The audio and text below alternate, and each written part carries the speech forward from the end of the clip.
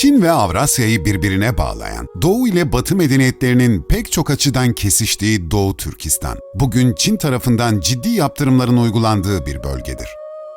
Öyle ki geçmişten bu yana ticaretin merkezi olan Doğu Türkistan, başta Çin olmak üzere her daim büyük güçlerin iştahını kabarttı.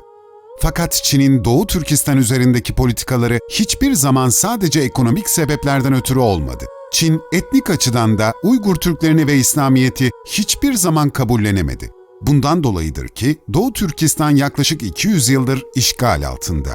1949'da Çin tarafından ihlak edilen bölgede zulüm ve insani hak ihlalleri devam ediyor.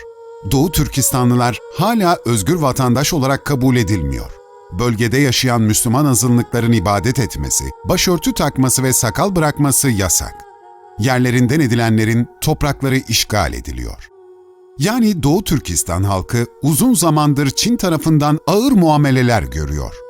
Tıpkı geçmişte olduğu gibi bugün de Çin, Doğu Türkistan halkını asimile ederek bölgenin stratejik kaynaklarını ele geçirmek istiyor. Doğu Türkistan, dünyanın en büyük açık hava hapishanesi. Tellerle ve yüksek duvarlarla çevrili bu gördüğünüz alanlar Doğu Türkistan'daki toplama kampları. Çin'in tabiriyle eğitim kampları. Türk tarihinin en önemli soydaşlarından olan Uygur Türkleri bugün tarihten silinme tehlikesiyle karşı karşıyadır. Arapların haklarını savunduğumuz kadar öz Türk kardeşlerimizin haklarını yeterince savunuyor muyuz? Birçoğumuzun haritada bile yerini bilmediği Doğu Türkistan meselesinin aslı düşündüğünüzden çok daha acınası bir tabloya işaret ediyor. Zira ata topraklarında barış içinde özgürce yaşamayı arzulayan bu kadim halk, Çin tarafından sürekli olarak aşağılanıyor, sömürülüyor ve kimlikleri yok edilmeye çalışılıyor. Orada Uygur Türklerine karşı azınlık algısı yaratılıyor fakat aslında azınlık değil, tam aksine çoğunluktadırlar. 20 milyona yakın Uygur Türk'ü Doğu Türkistan topraklarının asıl sahibidir. Doğu Türkistan, Çin'in Avrupa ve Orta Asya pazarlarına açılan kapısı niteliğindedir. Bu yüzden Doğu Türkistan, Çin için hayati önem taşımaktadır. Ayrıca Doğu Türkistan oldukça zengin yeraltı kaynaklarına sahip. İşte Pekin'in bölgedeki Uygur Türklerini sindirme çabasının asıl temelinde oradaki ekonomik çıkarları yatmaktadır.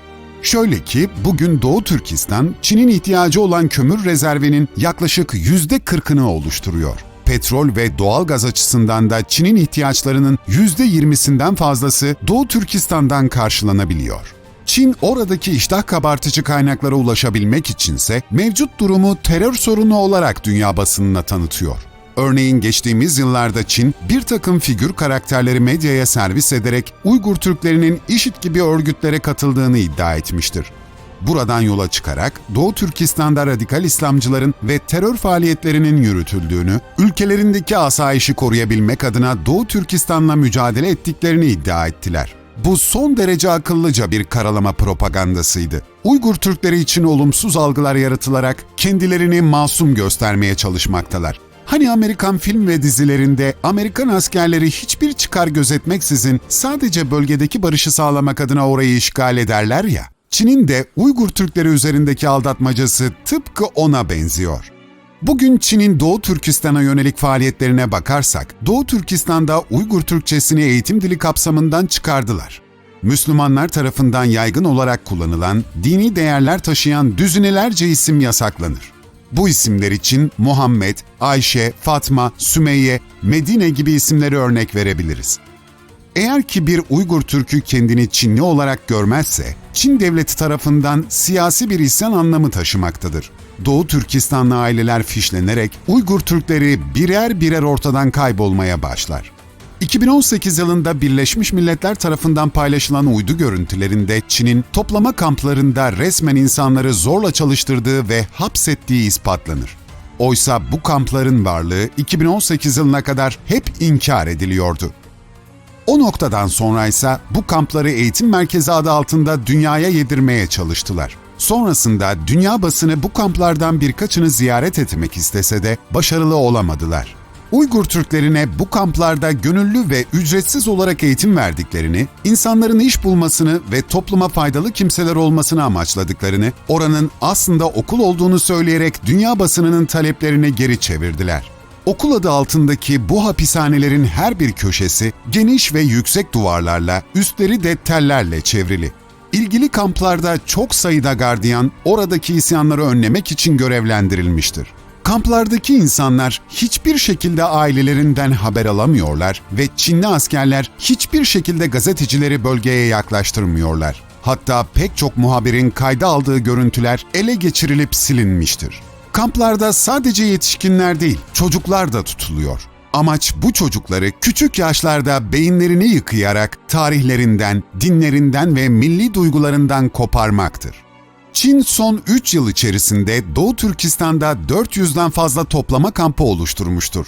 Uluslararası medya kampların çoğunun yerini tespit etti. Sonrasında Birleşmiş Milletler, Doğu Türkistan'da fiili olarak soykırım yapıldığını resmen beyan etti ve Çin'e karşı toplu bir bildiri yayınlandı. Bu mektupta Doğu Türkistan'da zorla tutulan Uygur Türklerinin derhal serbest bırakılması ve ayrıca bağımsız gazetecilerin bölgede çekim yapmalarına izin vermeleri istenir.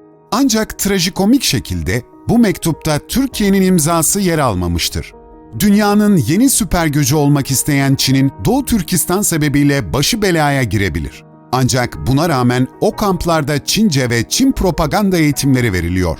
Küçük çocuklara Çin Komünist Partisi'ni seviyorum şeklinde yazılar yazdırılıyor. Yani tek amaçları Türklüklerini ve kimliklerini unutturarak Doğu Türkistan'ı resmen Çinlileştirmektir.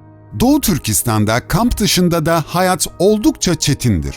Doğu Türkistan'da yaşayan Çinliler, hükümet tarafından yüksek maaşlarla işlere sokulurken, Uygur Türkleri zor şartlar altında komik ücretlere çalıştırılıyorlar. Komünist Parti'ye yakın kimseler halkın arasına giriyor, istihbarat topluyor ve şüpheli gördükleri her Uygur Türk'ünü güvenlik görevlilerine bildiriyor.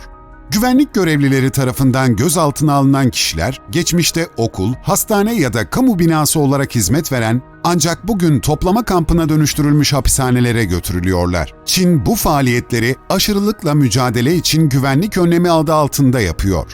Bu nedenle insanlar kamplara gönderilmemek için Çin devleti tarafından istenen her şeye itaat etmek zorunda kalıyorlar. Ayrıca Çin her türlü iletişim aracını özel yazılımlarla kontrol ediyor. Yol ve caddelerde hemen her yerde yüz tanıyan kamera sistemleri yer alıyor. Orada dinlerini özgürce yaşayamıyorlar. Çin rejimi İslam dini için terk edilmesi gereken bir hastalık yakıştırması yapmaktadır.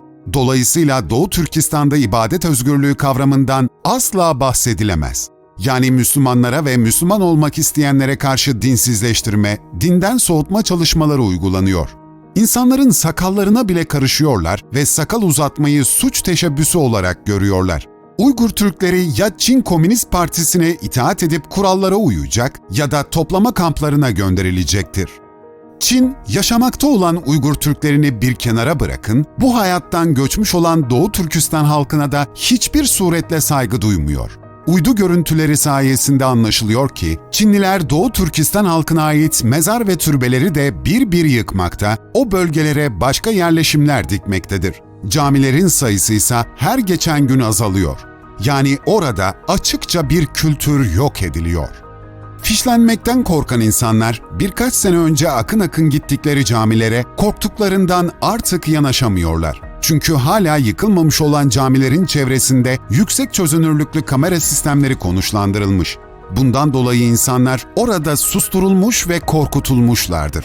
Ellerindense hiçbir şey gelmemekte ve çaresizce denilenleri yapmaktalar. Tüm dünyanın gözü önünde Doğu Türkistan'da yapılan bu insanlık ayıbı nasıl durdurulabilir? İşin garibi, Müslüman ülkeler bu konuda çıt çıkarmıyor. Suudi Arabistan, Çin'in iç işlerine karışamayız diyebiliyorken, Pakistan gibi devletlerse Çin'in yanındayız mesajı veriyorlar. Ayrıca Mısır gibi Müslüman devletlerde kendisine sığınan Uygur Türklerine sahip çıkmak yerine Çin'e iade etmeyi tercih ediyor. Kendi ülkemiz Türkiye ise söz konusu Araplar olunca tüm dünyada yeri yerinden oynatırken, mesele Türk toplumlarına gelince somut adımlarda bulunmayı bırakın tek bir söz bile etmiyor. Oysa Çin'in ekonomik çıkarlar uğruna hem Türklüğü hem de Müslümanlığı yerin dibine sokan bu eylemleri en başta Türkiye tarafından gündeme alınmalıdır. Doğu Türkistan meselesi asla sessiz kalmamalıdır. Her şeyden önce orada bir insanlık kaybı yaşanmıştır ve yaşanmaktadır. Çin'den gelmekte olan 3 kuruş ekonomik menfaatleri uğruna Doğu Türkistanlı kardeşlerimize sırtımızı dönmemeliyiz. Çünkü bu şekilde devam ederse Doğu Türkistan bölgesi birkaç yıl içerisinde Çin'in dünyaya açılan ekonomik pazarının merkezlerinden olacak. Yani Çin'in ekonomik bir süper güç olması için Doğu Türkistan'ın Uygur Türklerinden arındırılması Çin için büyük bir önem taşıyor. Sizlere kamplardaki yaşama maruz kalmış kimselerin sözlerinden demeçler vererek videoyu noktalayacağım. Orası bir cezaevi. Her hücrede ortalama 20 kişi var. Hiç kimse hakkındaki bir hükümden ya da yargı kararından dolayı orada tutulmuyor. Ayrıca hücrelerde hijyen yok. Bundan dolayı insanlar da hastalanıyorlar. Sorgulama sırasında ağır muameleler gördük. Ufacık hücrelerde çok sayıda insan bir arada tutulduk ve kimilerini intihara sürükleyen Komünist Parti rejiminin acımasız uygulamalarına maruz kaldık.